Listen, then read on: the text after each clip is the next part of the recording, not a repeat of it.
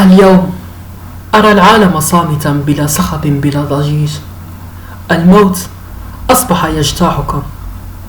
البشر، اعتقدتم أنكم أكبر من كل شيء في الحياة.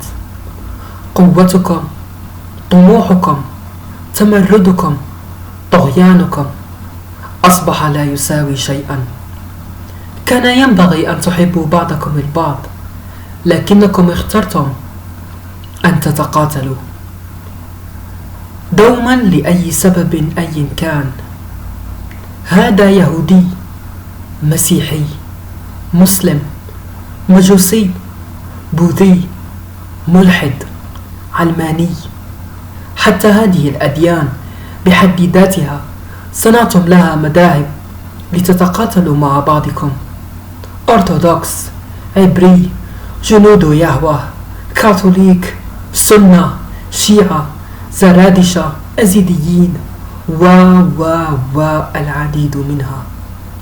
تحاربتم، سرقتم أراضي ليست من حقكم، استعبدتم بعضكم البعض، تمايزتم بسبب أعراقكم.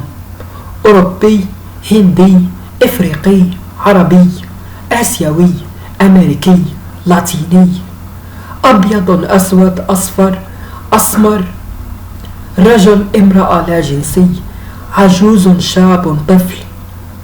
امتلك الحقد والحرب جزءا كبيرا من تاريخكم.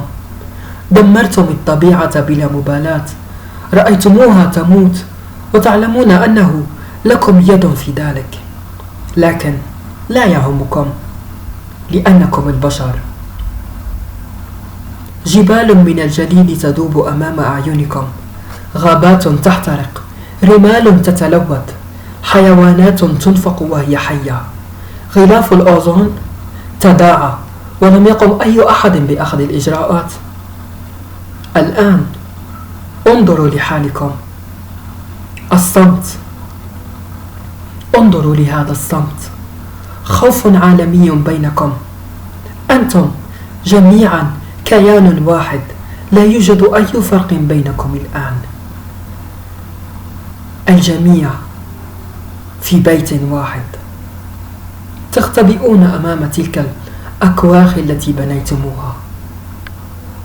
في المرة القادمة عندما تخرجون من بيوتكم تلك، حطموا أحقادكم، لأن الطبيعة ستستقبلكم بجمالها.